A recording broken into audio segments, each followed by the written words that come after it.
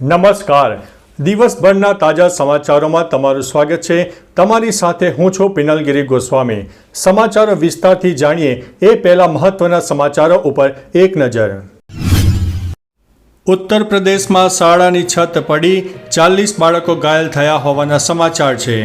તલાક તલાક તલાક, પોલીસ સ્ટેશનમાં જ પત્નીને આપ્યા છે છૂટાછેડા. નાઇજીરિયામાં 13 ખેડૂતોની હત્યા. તારક મહેતા કા ઉલ્ટા ચશ્મા છોડવાના સમાચાર પર સરહદ સાંકલાએ મૌન તોડ્યું છે. 3 વખત હેલ્મેટ વિના પકડાયા તો લાયસન્સ કેન્સલ. રુદ્રપ્રયાગમાં મોટી દુર્ઘટના, 4 લોકોના થયા છે મોત. કોલેજના વિદ્યાર્થીઓના અકસ્માતે મૃત્યુ પર સરકાર ચૂકવશે વીમા કવચ.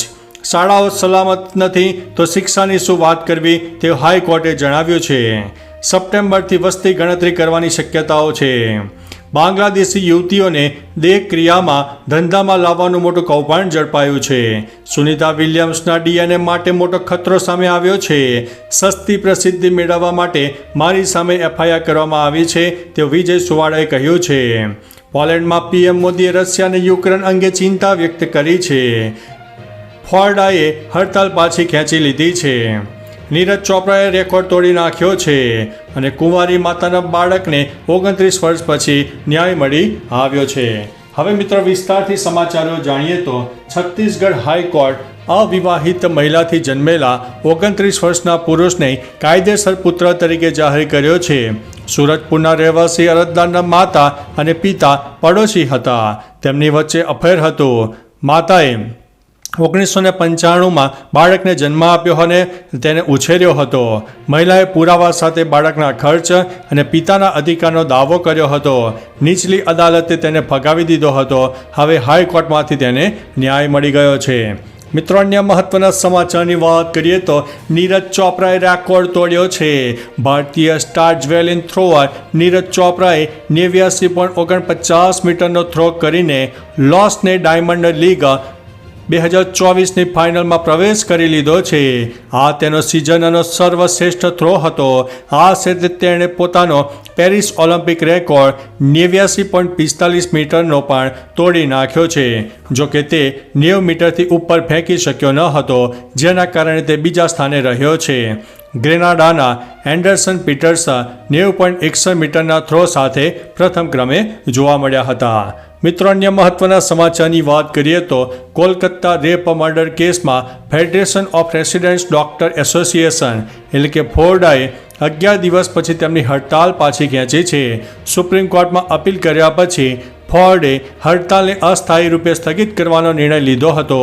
એસોસિએશને કહ્યું છે કે તે 2 અઠવાડિયામાં તેની સ્થિતિની સમીક્ષા કરશે. ફોર્ડા વતી એક પત્ર જારી કરવામાં આવ્યો હતો, જેમાં કહેવામાં આવ્યું છે કે અમે હડતાલ મોકૂફ રાખી રહ્યા છીએ. મિત્રો, અન્ય મહત્વના સમાચારની વાત કરીએ તો પોલેન્ડમાં પીએમ મોદીએ રાષ્ટ્રપતિ આંદ્રેજ ડુડા સાથે મુલાકાત કરી અને બંને દેશો વચ્ચે રાજકીય સંબંધો, વેપાર, રોકાણ, વિજ્ઞાન ટેકનોલોજી, સંરક્ષણ અને સાંસ્કૃતિક સહયોગ વધારવા ઉપર ભાર મૂક્યો. પોલેન્ડથી પીએમ મોદીએ રશિયા અને યુક્રેન યુદ્ધ પર ચિંતા વ્યક્ત કરી છે. પીએમ મોદીએ કહ્યું છે કે આ સંઘર્ષ અમારા માટે ચિંતાનો વિષય છે. યુદ્ધના મેદાનમાં કોઈ સમસ્યા ઉકેલી શકાતી નથી. મિત્રો, અન્ય મહત્વના સમાચારની વાત કરીએ તો સસ્તી પ્રસિદ્ધિ મેળવવા માટે મારી સામે એફઆઈઆર કરવામાં આવી છે. આ ઘટનામાં પ્રખ્યાત લોકગાયક વિજય સુવાળા અને 50 લોકો સામે દિનેશભાઈ નામના વ્યક્તિએ ઓઢવ પોલીસ સ્ટેશનમાં ફરિયાદ નોંધાવી હતી. હવે આ મામલે વિજય સુવાળાએ પ્રતિક્રિયા આપીને પ્રતિ આક્ષેપ કર્યો છે કે વિજય સુવાળાએ કહ્યું કે આ દિનેશભાઈ નામનો વ્યક્તિ 3 થી 4 વર્ષથી મારી પાછળ પડ્યો હતો, મારી જોડે ઉઘરાણી કરતો હતો. દિનેશભાઈએ કરેલી ફરિયાદમાં કોઈ તથ્ય નથી. મિત્રો, અન્ય મહત્વના સમાચારની વાત કરીએ તો સુનિતા વિલિયમ્સના ડીએનએ માટે મોટો ખતરો. ભારતીય મૂળના અવકાશયાત્રીઓ સુનિતા વિલિયમ્સ અને બુચ વિલ્મોર 2 જૂનથી અવકાશમાં ફસાયેલા છે. હવે બંને અવકાશયાત્રીઓના સ્વાસ્થ્યને લઈને ચિંતા વ્યક્ત કરવામાં આવી છે. નિષ્ણાતોના મતે અવકાશયાત્રીઓને મહિનાઓ સુધી અવકાશમાં રહેવાને કારણે ડીએનએને નુકસાન થવાનું જોખમ થઈ શકે છે. અવકાશમાં ઉચ્ચ કિરણોત્સર્ગના કારણે શરીરમાં ફેરફારો થાય છે. સુનિતાનું માનસિક સ્વાસ્થ્ય પણ બગડી શકે છે. મિત્રો, અન્ય મહત્વના સમાચારની વાત કરીએ તો બાંગ્લાદેશી યુવતીઓને દેહ વિક્રયમાં ધંધામાં લાવવાનું કૌભાંડ ઝડપાયું છે. દેહ વિક્રય માટે બાંગ્લાદેશથી યુવતીઓ લાવવાનું કૌભાંડ પકડાયું છે. આ મામલે ગેરકાયદેસર રહેતા દંપતી અને એજન્ટની ધરપકડ કરવામાં આવી છે. ઉલ્લેખનીય છે કે નોકરી આપવાના બહાને બાંગ્લાદેશથી યુવતીઓને અમદાવાદ લાવવામાં આવતી હતી. તેમની પાસેથી ભારતનું Aadhaar card, PAN card, election card સહિતના ડોક્યુમેન્ટ્સ પણ મળી આવ્યા છે. આ મામલે વધુ ખુલાસા થઈ શકે છે. ક્રાઇમ બ્રાન્ચ તેની તપાસ કરી રહી છે. મિત્રો, અન્ય મહત્વના સમાચારની વાત કરીએ તો સપ્ટેમ્બર મહિનાથી વસ્તી ગણતરીની શક્યતા છે. દેશમાં સપ્ટેમ્બરથી વસ્તી ગણતરી શરૂ થઈ શકે છે, જેને પૂર્ણ થવામાં 2 વર્ષનો સમયગાળો લાગી શકે છે. જોકે વસ્તી ગણતરી અંગે સરકાર દ્વારા કોઈ સત્તાવાર પુષ્ટિ કરવામાં આવી નથી. છેલ્લી વસ્તી ગણતરી વર્ષ 2011માં કરવામાં આવી હતી. 1881થી દર 10 વર્ષે વસ્તી ગણતરી કરવામાં આવી રહી હતી, પરંતુ 2021માં કોરોનાને કારણે વસ્તી ગણતરી કરવાની મોકૂફ રાખવામાં આવી હતી. મિત્રો, અન્ય મહત્વના સમાચારની વાત કરીએ તો હાઈકોર્ટે કહ્યું છે કે શાળાઓ સલામત નથી તો શિક્ષાની શું વાત કરવી. મહારાષ્ટ્રના થાણે જિલ્લાના બદલાપુર સ્થિત એક શાળામાં 2 છોકરીઓના શોષણના કેસની બોમ્બે હાઈકોર્ટમાં સુનાવણી થઈ હતી. કોર્ટે કહ્યું છે કે હવે છોકરીઓને પણ બક્ષવામાં નથી આવી રહી. આ કેવી સ્થિતિ છે? જો શાળા જ સલામત ન હોય તો શિક્ષણના અધિકાર અને અન્ય બાબતોની વાત શું કરવાની? હાઈકોર્ટે શાળા પ્રશાસન સામે પોક્સો એક્ટ હેઠળ કેસ નોંધવાનું કહી દીધું છે. મિત્રો, અન્ય મહત્વના સમાચારની વાત કરીએ તો કોલેજના વિદ્યાર્થીઓના અકસ્માતે મૃત્યુ પર સરકાર ચૂકવશે વીમા કવચ. કોલેજમાં અભ્યાસ કરતા વિદ્યાર્થીઓને ગુજરાત સરકારની શહીદ વીર કિનારીવાલા યોજના હેઠળ આવકની કોઈ મર્યાદા વગર વીમા કવચ આપવામાં આવે છે. શિક્ષણ રાજ્યમંત્રીએ વિધાનસભામાં જણાવ્યું છે કે કોલેજમાં અભ્યાસ કરતા વિદ્યાર્થીનો અકસ્માતે અવકાશ થાય તો વાલીઓને યોજના હેઠળ 1 લાખનું વીમા કવચ પૂરું પાડવામાં આવે છે. વર્ષ 2023-24માં 17 વિદ્યાર્થીઓના વાલીઓને સહાય ચૂકવાઈ છે. મિત્રો, અન્ય મહત્વના સમાચારની વાત કરીએ તો રુદ્રપ્રયાગમાં મોટી દુર્ઘટના, 4 લોકોના થયા છે મોત. ઉત્તરાખંડમાં વરસાદના કારણે ભૂસ્ખલનની ઘટનાઓ સતત સામે આવી રહી છે. દરમિયાન મોડી રાત્રે રુદ્રપ્રયાગના ફાટા હેલીપેડ પાસે ખાટ ગડેરા વિસ્તારમાં 4 લોકો કાટમાળમાં ફસાયા હતા. આ અકસ્માતમાં 4 લોકોના મોત થયા છે. ગુરુવારે રાત્રે જ SDRF દ્વારા સર્ચ ઓપરેશન શરૂ કરવામાં આવ્યું હતું. તમામ મૃતદેહોને કાટમાળમાંથી બહાર કાઢવામાં આવ્યા છે.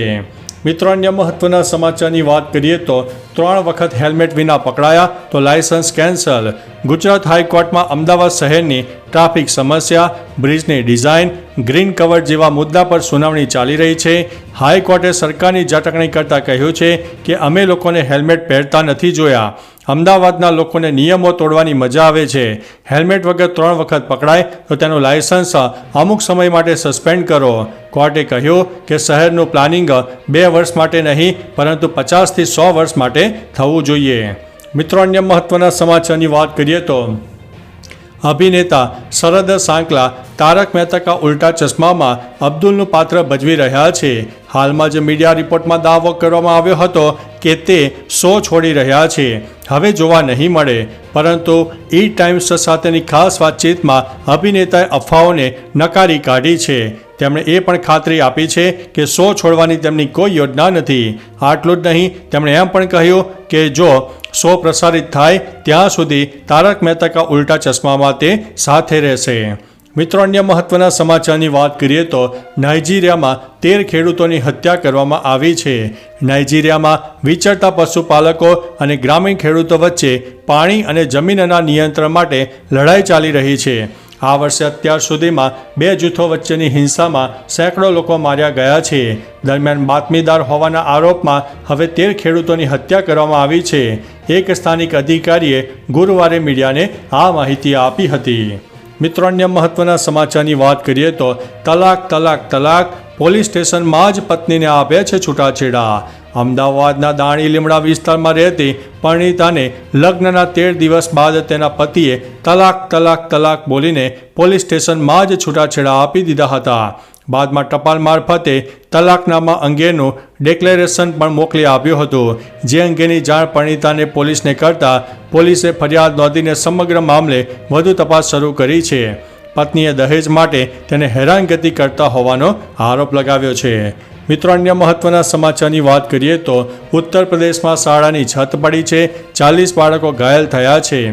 ઉત્તર પ્રદેશના બારાબંકીમાં એક ખાનગી શાળાની બાલ્કની ધરાશાયી થઈ છે, જેમાં 40થી વધુ વિદ્યાર્થીઓ ગંભીર રીતે ઘાયલ થયા છે. પોલીસ અને સ્થાનિક લોકોની મદદથી ઘાયલોને હોસ્પિટલમાં દાખલ કરવામાં આવ્યા હતા. ઘટના બાદ સ્કૂલ મેનેજમેન્ટ સ્થળ પરથી ફરાર થઈ ગયું છે. જહાંગીરબાદ વિસ્તારની અવધ એકેડેમી સ્કૂલની ઘટના છે. મંજૂરી કરતાં વધારે વર્ગો ચાલતા હોવાની વાત પણ સામે આવી છે.